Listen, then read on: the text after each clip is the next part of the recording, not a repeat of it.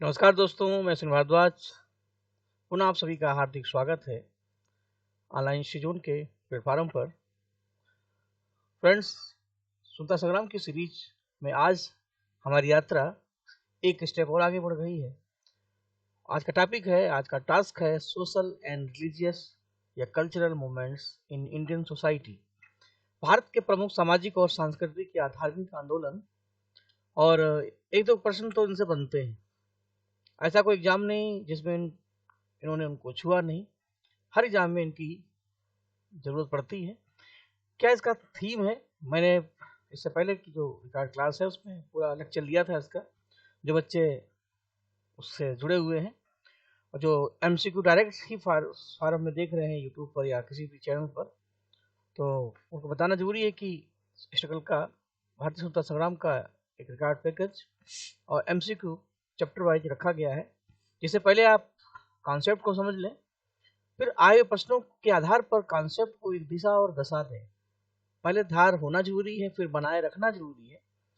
तो सामाजिक धार्मिक आंदोलन में अभी तक आपने पढ़ा कि ब्रह्म समाज से लेकर के भारत में जितने भी सामाजिक धार्मिक आंदोलन हुए 19वीं और 20वीं शताब्दी में, वो किस स्थान पर हुए, किस ईयर में हुए, उनके कौन फाउंडर्स हैं, कौन सपोर्टर्स हैं, उन्होंने कौन कौन से रिफॉर्म्स किए, ये सारे क्वेश्चन एग्जाम में पूछे जाते हैं। इसी तरीके से जो छुआछूत आंदोलन है, लो टच एबिलिटी मूवमेंट, जो दक्षिण भारत में हुए मंदिर प्रवेश आंदोलन, इनसे भी दो चार प्रश्न लगभग आ जाते हैं।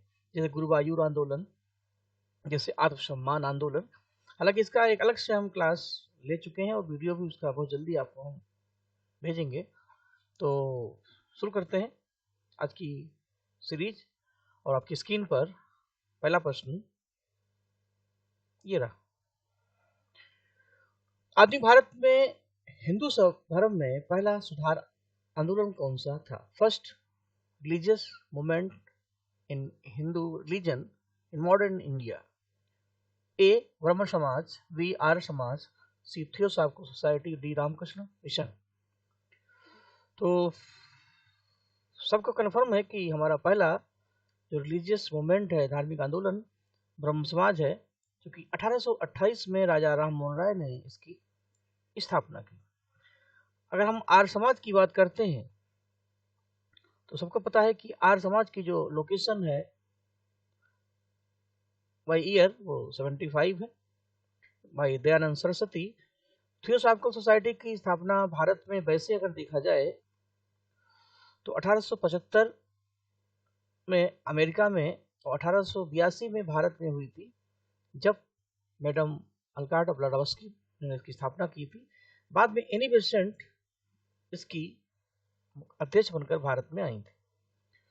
और रामकृष्ण मिशन की अगर हम बात करें तो रामकृष्ण मिशन ईयर है 1897। तो इस तरीके से यही इनका क्रम भी होगा, तो आंसर ए हो जाएगा। ठीक। बाकी ब्रह्म समाज की क्या विशेषताएं हैं, क्या क्या, वो तो जैसे जैसे क्वेश्चन आते जाएंगे वैसे वैसे उस पर हम खाद पानी डालते रहेंगे। देखिए आ गया, what the target AIIMS the उद्देश्य ऑफ ब्रह्म सोसाइटी। ब्रह्म समाज का क्या उद्देश्य है? देखिए, ब्रह्म समाज का कॉन्सेप्ट है, राजा राम मोहन राय जिस दौर के थे वो एक आधुनिक सोच के साथ भारत में आए थे, और राजा राम मोहन राय को इसीलिए मॉर्निंग स्टार बोलते हैं, भोर का तारा। उनको आधुनिक भारत का पिता कहते हैं, the father of modern India.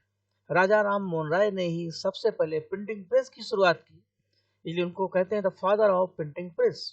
राजा मोहन राय ने ही सबसे पहले लोगों को अंग्रेजों से लड़ना सिखाया, नेशनलिज्म की, राष्ट्रवाद की शुरुआत की, इसलिए उनको राष्ट्रवाद का पिता कहते हैं।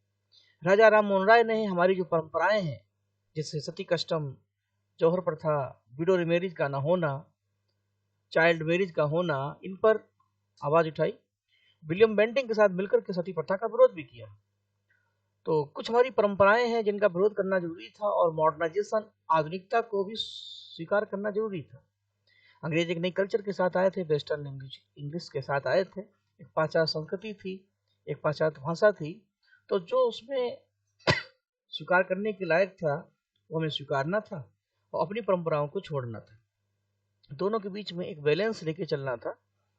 इसीलिए राजा राम मोहन राय को परंपरा और आधुनिकता का एक पुल कहते हैं, एक bridge between tradition and modernisation. तो राजा राममोहन राय के बारे में बहुत कुछ है, अभी तो आगे और मौके देंगे। तो राजा राममोहन राय को राजा का टाइटल अकबर सेकेंड ने दिया, राय की उपाधि बंगाल के नवाब ने दी। अकबर सेकेंड की पेंशन को दिलाने के लिए ये इंग्लैंड गए थे, लेकिन तबीयत खराब होने से ब्रिस्टल में ही इनकी डेथ हो गई। ये पहले ऐसे समाज सुधारक हैं जिनकी मृत्यु भारत से बाहर हुई। कई इनके पत्र हैं, कई इनकी पत्रिकाएं हैं, वो टॉपिक वाइज जैसे आप पढ़ेंगे। तो ब्रह्म समाज का उद्देश्य था भारत में मूर्त पूजा का विरोध करना, और मूर्त पूजा से जो अंधविश्वास पहले इनको दूर करना, और एकेश्वरवाद का प्रचार करना। एकेश्वरवाद का मतलब है एके ब्रह्म द्वितीय नास्ति। तो उस ब्रह्म का कोई रूप आकार ही नहीं है, तो उसको मूर्ति में हम बांध नहीं सकते। तो धर्म की जो बुराइयां हैं उन पर कुठाराघात करना और एकेश्वरवाद का प्रचार करना। तो आंसर सी इसमें होना चाहिए। ठीक। धर्म सभा 1829-30 में स्थापना हुई धर्म सभा की, और उसके फाउंडर हैं राधाकांत देव। ठीक। देखिए, देवेंद्रनाथ टैगोर संबंधित हैं ब्रह्म समाज से, आदि ब्रह्म समाज से, और केशव चंद्र सेन संबंधित हैं भारत ब्रह्म समाज से। ठीक। ब्रह्म समाज जो राजा राममोहन राय का था, राजा राममोहन राय के बाद इसकी दो शाखाएं बनी। आदि ब्रह्म समाज जो ओरिजिनल था, जो वास्तविक था, और भारत ब्रह्म समाज जो इससे अलग हुआ। ठीक। आदि ब्रह्म समाज भाई देवेंद्रनाथ टैगोर, इन्होंने इसको चलाया, और 1865 में दोनों ब्रांचेस अलग हुई। भारत ब्रह्म समाज भाई केशव चंद्र सेन,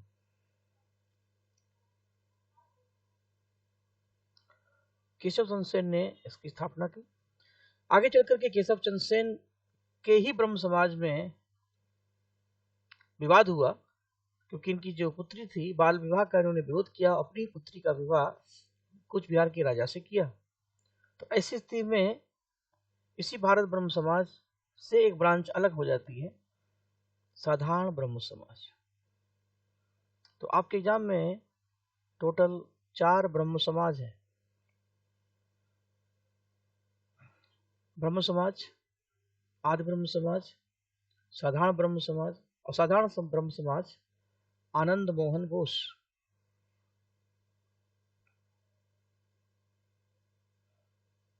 आनंद बोस। तो इस तरीके से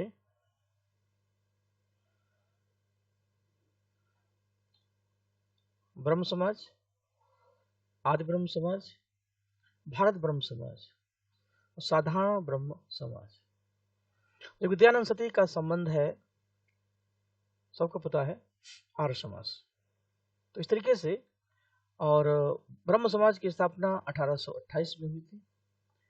आदि ब्रह्म समाज, भारत ब्रह्म समाज की स्थापना 1865 में हुई थी, और साधारण ब्रह्म समाज को भी देख लेते हैं, 1878 में हुई थी। तो इस तरीके से एक क्वेश्चन से कई प्रश्न आपके तैयार हो जाते हैं। तो जो बच्चे पढ़ चुके हैं क्लास, उनके लिए भी जरूरी है, जो क्लास में नहीं है, जो इस पैकेज से जुड़े नहीं है, लेकिन फिर भी हम चाहते हैं कि सभी बच्चे इसका फायदा उठाएं, तो इसको अपने स्तर से और देख लीजिएगा। और लेकिन हम अब आगे बढ़ते हैं। 1829 में सती प्रथा या सती कस्टम का उन्मूलन, इसका रिमूव किसके द्वारा किया गया? सबको पता है, विलियम बेंटिंग के समय ही सती कस्टम एक्ट 1829 और 1820, 1829 और 1830 दो कानून बने थे, और इस प्रथा को गैर कानूनी घोषित किया गया। स्वामी विवेकानंद का वास्तविक नाम क्या था? नरेंद्र नाथ दत्त। तो ये स्वामी विवेकानंद के छोटे भाई थे भूपेंद्र नाथ दत्त, इनका नाम था नरेंद्र नाथ दत्त। जो भूपेंद्र नाथ दत्त हैं, उन्होंने बारिंद्र घोष के साथ मिलकर के अनुशीलन समिति, एक क्रांतिकारी संस्था की शुरुआत की थी, जबकि नरेंद्र नाथ दत्त अपने आध्यात्मिक ज्ञान से, अपने विवेक से बन गए विवेकानंद। तो इसका आंसर ए होगा। बटुकेश्वर दत्त जो हैं वो सेंट्रल असेंबली में जिन्होंने भगत सिंह के साथ बम फेंका था अप्रैल 1929 में, ये उनके लिए। बाकी कृष्ण दत्त और सुरेंद्र दत्त केवल ये ऑप्शन बनाने के लिए तैयार किए गए। यंग वंग मूवमेंट या युवा बंगाल आंदोलन के नेता। यंग बंगाल आंदोलन बंगाल का एक फेमस आंदोलन था जिसके लीडर थे हेनरी बिबियन डेरोजियो। हेनरी बिबियन डेरोजियो भारत के पहले राष्ट्रकवि कहलाते हैं, फर्स्ट नेशनल पोइट। और इन्होंने एशियाटिक एसोसिएशन की कई संस्थाएं स्थापित की और बंगाल में राष्ट्रप्रेम को सबसे पहले इन्होंने ही स्टार्ट किया। ये बंगाल में राष्ट्रप्रेम के ये अग्रदूत कहलाते हैं, राष्ट्रवादी कवि पहले कहलाते हैं। और इन्होंने ही बंगाल के यूथ के साथ मिलकर के यंग वंग आंदोलन की शुरुआत की। थियोसॉफिकल सोसाइटी भारत में कब और कहां अपना मुख्यालय स्थापित किया? तो मुख्यालय तो इनका अडयार में होगा। और 1882 में, अभी मैंने थोड़ी देर पहले बताया था कि 1875 में अमेरिका में इस संस्था की स्थापना हुई थी और मैडम ब्लाडावस्की और अलगाट के द्वारा। उसी की एक ब्रांच अडयार में डाली गई थी 1882 में। आगे चलकर के एनी बेसेंट इससे जुड़ जाती है, वो इसकी अध्यक्ष बनकर भारत में आती है। तो इसका आंसर ए होगा।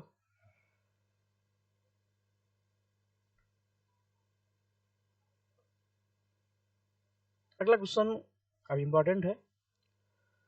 हमारे भारत में कई छुआछूत लोक कास्ट आंदोलन भी चलाए गए। तो महात्मा गांधी के जो सहयोगी रह चुके हैं और उनसे अलग होकर उन्होंने एक परिवर्तनवादी आंदोलन चलाया, इसको आत्मसम्मान आंदोलन या इंग्लिश में सेल्फ रिस्पेक्ट मूवमेंट कहते हैं। आत्मसम्मान, देखिए हर व्यक्ति का एक अपना ईगो, उसका एक सेल्फ रिस्पेक्ट होता है, सम्मान होता है।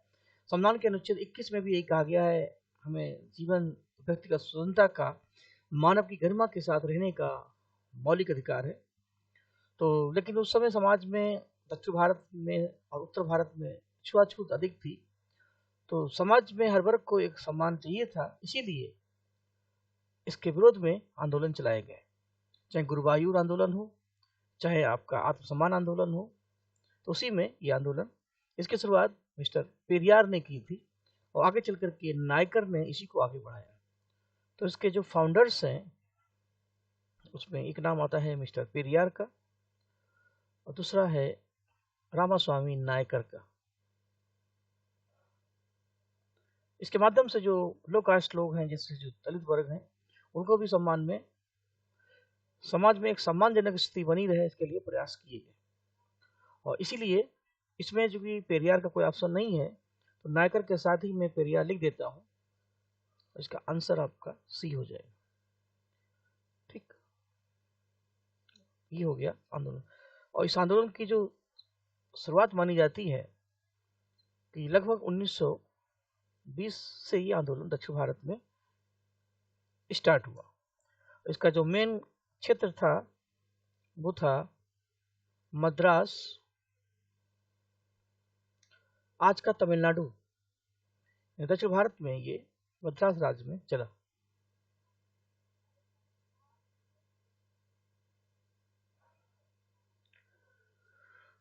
अगला है ज्योतिबा फुले का सत्यशोधक समाज। पहले तो ज्योतिबा फुले सत्यशोधक समाज, इसकी स्थापना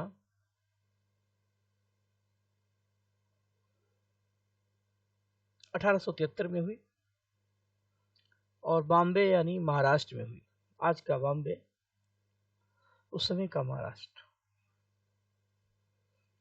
क्या इसका मतलब था? देखिए, ज्योतिबा फुले लो कास्ट मूवमेंट के एक लोकप्रिय नेता थे और महाराष्ट्र में उन्होंने दलित वर्ग के लिए कई सुधार किए, जैसे उनको भी समाज में बराबरी का हक मिले।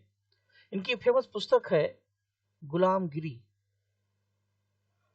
और उसी पुस्तक के माध्यम से इन्होंने जितने भी ब्राह्मणवाद है, उनकी जितने भी अवसरवादी विचारधारा है, उसके विरुद्ध जो लो कास्ट के लोग हैं उनकी रक्षा की। इसका आंसर यही होगा, ये ब्राह्मणवाद के विरुद्ध एक आंदोलन था और उसी के अकॉर्डिंग इन्होंने अपने संस्था के माध्यम से उसका प्रचार किया। ठीक। देखिए, जाति प्रथा अलग चीज है। जाति प्रथा में लुकास, लेकिन ये है कि जब हमारे ह्यूमन राइट्स हमें मिलते हैं, हम या किसी भी कास्ट के हों, समान में हमें सम्मान मिलता है, तो इस तरीके से उनको भी रिस्पेक्ट मिले और सारे सोशल राइट्स मिले जो सबके होते हैं, और ये सब चीज़ें होंगी तभी समाज में ध्रुवीकरण हटेगा और समाजवाद आएगा। इसी बात को अम्बेडकर, मिस्टर शिंदे और उस तक महात्मा गांधी ने भी रखा। किस धर्म सुधारक की मृत्यु भारत के बाहर हुई? अभी मैंने थोड़ी देर पहले बताया था कि राजा राम मोहन राय की मृत्यु ब्रिस्टल, इंग्लैंड में हुई।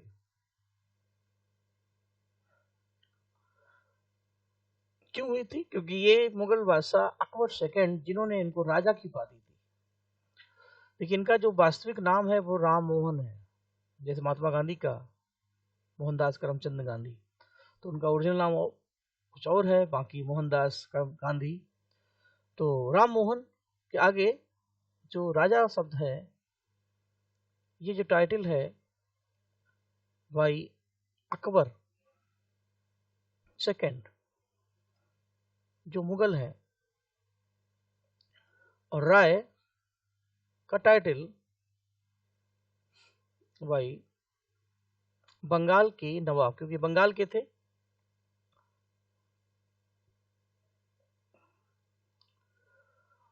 तो ये बाकी राजा राम मोहन राय को हम कहते हैं मॉर्निंग स्टार, भोर का तारा। उनको कहते हैं सुभाष चंद्र बोस के द्वारा युगदूत, एज मैसेंजर भाई सुभाष चंद्र बोस। ये सारी बातें आधुनिक भारत के पिता हैं, राष्ट्रीय प्रेस के पिता जनक हैं, राष्ट्रवाद के जनक हैं। तो राजा राम मोहन राय के बारे में बहुत कुछ जानने को है। संवाद, कौमुदी, वाहिदीन, बिनातुल अखबार, इनकी कुछ पत्रिकाएं हैं, आत्मीय सभा, संवाद कौमुदी वगैरह। शताब्द प्रकाश पुस्तक है दयानंद सरस्वती की, जिन्होंने पुस्तक में हिंदू धर्म की पुनर्स्थापना पर बल दिया और रिटर्न टू द वेदास, वेदों की ओर लौटो का नारा दिया। गौ रक्षा समिति की स्थापना की, गाय की रक्षा जो हमारी संस्कृति का प्रमुख स्तंभ है उसकी वकालत की, और हिंदू धर्म को पुनः स्थापित करने की बात की। जिनका धर्म परिवर्तन हो गया उनके शुद्धिकरण के लिए भी आंदोलन चलाया। रामकृष्ण मिशन की स्थापना विवेकानंद ने 1897 में की और बेलूर में, और उसका एक मुख्यालय बनाया था मायावती अल्मोड़ा में। वहाबी आंदोलन एक मुस्लिम आंदोलन था, मुस्लिम में शुद्धिकरण का आंदोलन, जिसमें इस्लाम शुद्धिकरण पर बल दिया गया। इसका मुख्यालय था पटना। और वहाबी आंदोलन या वलीउल्लाह मूवमेंट के जो फाउंडर थे वलीउल्लाह थे, इसको वलीउल्लाह आंदोलन भी कहते हैं। तो बिहार पटना में इसका मुख्य केंद्र माना जाता है। भारत में अंग्रेजी शिक्षा किसके द्वारा लागू की गई? देखिए, अंग्रेजी शिक्षा भारत में शुरू हो, शिक्षा का माध्यम अंग्रेजी हो कि फारसी या संस्कृत हो, परंपरागत साधन जो भारत में चला रहा है वो होना चाहिए कि नया साधन जो अंग्रेजों के माध्यम से भारत में आया अंग्रेजी, वो होना चाहिए। तो विलियम बेंटिंग के समय ही मैकाले की थ्योरी आई। इसका कॉन्सेप्ट है फिल्ट्रेशन थ्योरी, अधो निस्सिंदन सिद्धांत। मैकाले ने, विलियम बेंटिंग ने, राजा राम मोहन राय ने अंग्रेज शिक्षा का समर्थन किया, क्योंकि संस्कृत और अरबी फारसी इसमें आउट ऑफ फैशन है, क्योंकि हमें वेस्टर्न कल्चर को एक्सेप्ट करना है, तभी हम आधुनिक बन पाएंगे। यही वजह थी कि एल्फिस्टन और कई से जेम्स प्रिंसेप, कुछ ने फारसी का समर्थन किया, लेकिन फाइनली विलियम बेंटिंग और मैकाले के प्रयास से अंग्रेजी शिक्षा भारत में लागू हुई, इसका माध्यम माना गया। और आगे चल कर के फिर जेम्स ग्रांट जैसे लोगों के साथ मिलकर के भारत में इंग्लिश मीडियम के कई स्कूल खोले गए। तो विलियम बेंटिंग और मैकाले का फिल्ट्रेशन थ्योरी दोनों इसी से संबंधित है। वेदों में संपूर्ण सच्चाई नहीं थे, इन वेदों को वरीयता दी दयानंद सरस्वती ने।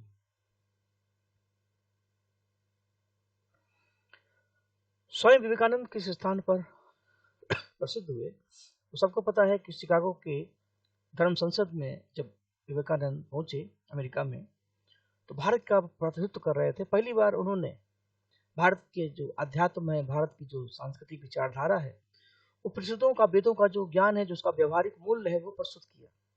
और पहली बार लीक से हट करके हमारी कल्चर के अनुरूप प्रिय अमेरिकी भाइयों और भगड़ियों, बहनों और भाइयों, ये संबोधन दिया। पहले बहनों के लिए dear sister and friend, sorry dear sister and brothers of USA, America की प्रिय बहनों और भाइयों, आपका सादर प्रणाम। इस तरीके से कोई विदेश में पहली बार किसी को भाई बहन कैसे कह सकता है, क्योंकि हमारी कल्चर में है, हम कहते हैं। इसलिए कई मिनट तक तालियां बजती रहीं और यहीं से विवेकानंद छा गए। उन्होंने अपनी कल्चर को वहां पर ट्रांसफर किया। अगला प्रश्न है महाराष्ट्र की शुक्रात, सोक्रेटिस ऑफ महाराष्ट्र, महादेव गोविंद रानाडे। देखिए, महादेव गोविंद रानाडे जो हैं वो गोपाल कृष्ण गोखले के गुरु हैं। अगर रानाडे हैं तो रानाडे के बाद गोखले हैं, क्योंकि रानाडे गोखले के गुरु हो गए, राजनीतिक गुरु। गोखले को अपना गुरु बनाया था गांधी जी ने। गोखले गांधी जी के गुरु थे। इस तरीके से रानाडे गांधी जी के महागुरु हुए, गुरुओं के गुरु। तो ये एक परंपरा है जो चली आ रही।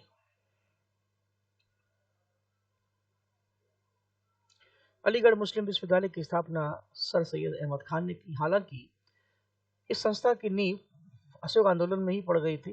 अशोक आंदोलन में जब उन्होंने विदेशी वस्तुओं संस्थाओं का विरोध किया, तो गुजरात विद्यापीठ, काशी विद्यापीठ, जामिया मिलिया इस्लामिया विद्यालय और अलीगढ़ मुस्लिम विद्यालय की नींव पड़ी। आगे चलकर के ये विश्वविद्यालय बना और सर सैयद अहमद खान इसके मुख्य संस्थापक माने जाते हैं। राजा राम मोहन राय संबंधित नहीं है। विधवा पुनर्विवाह का उन्होंने समर्थन किया, सती प्रथा का विरोध किया, गृह शिक्षा का समर्थन किया, संस्कृत शिक्षा का उन्होंने बहिष्कार किया। इसका आंसर भी होगा। आधुनिक भारत के पिता, the father of modern India, अभी मैंने थोड़ी देर पहले बताया था कि राजा राम मोहन राय आधुनिक भारत के पिता हैं, साथ ही फादर ऑफ नेशनलिज्म, राष्ट्रवाद के जनक हैं।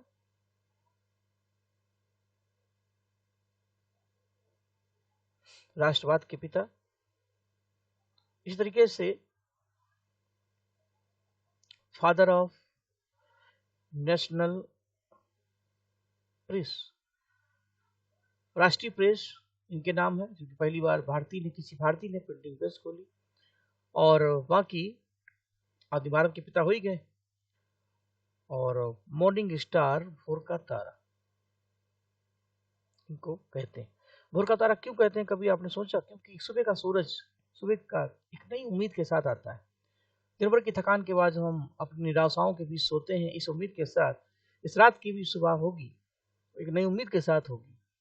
तो राजा राम मोहन राय में हमें एक उम्मीदें दिख रही थी, एक नई सोच के साथ वो प्रस्तुत हुए, इसलिए उनको मॉर्निंग स्टार बोलते हैं।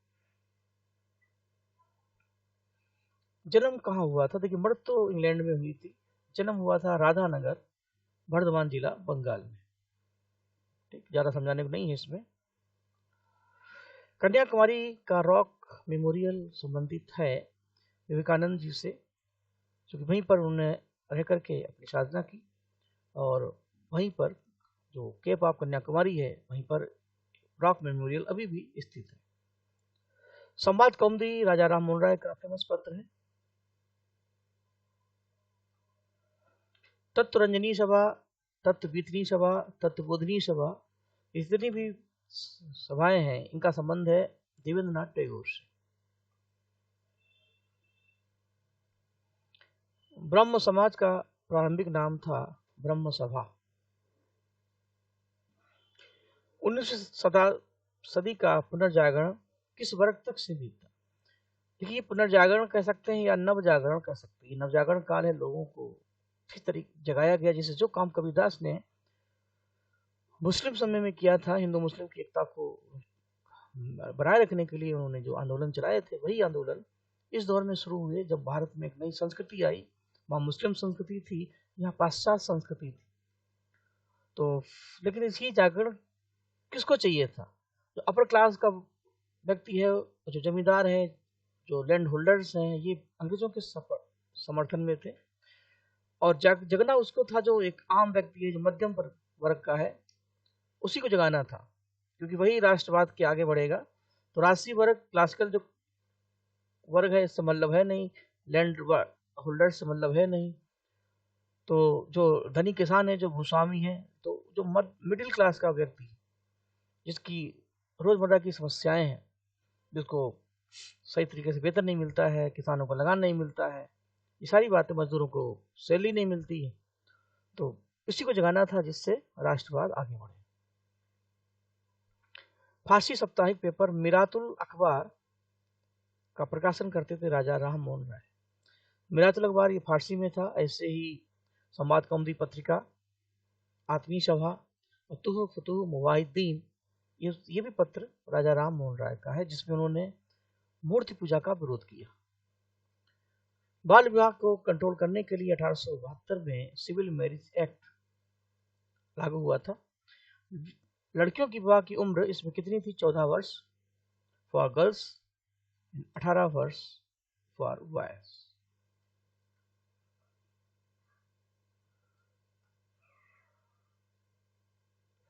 देव समाज के संस्थापक, देव समाज शिव नारायण अग्निहोत्री का एक फेमस सामाजिक संगठन माना जाता है, और लाहौर में इसका मुख्यालय था।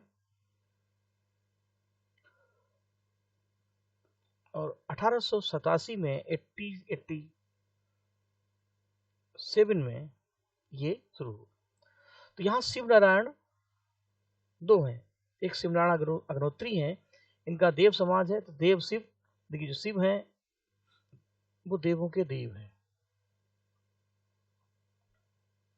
तो जहां देव होंगे वहां शिव होंगे। अगला है राधा स्वामी सत्संग।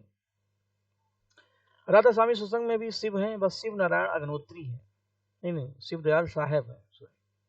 इससे पहले देखिए यहाँ पर शिव नारायण अग्निहोत्री थे देव समाज में, तो दूसरे जो शिव हैं वो शिव दयाल साहेब हैं, राधा स्वामी सत्संग।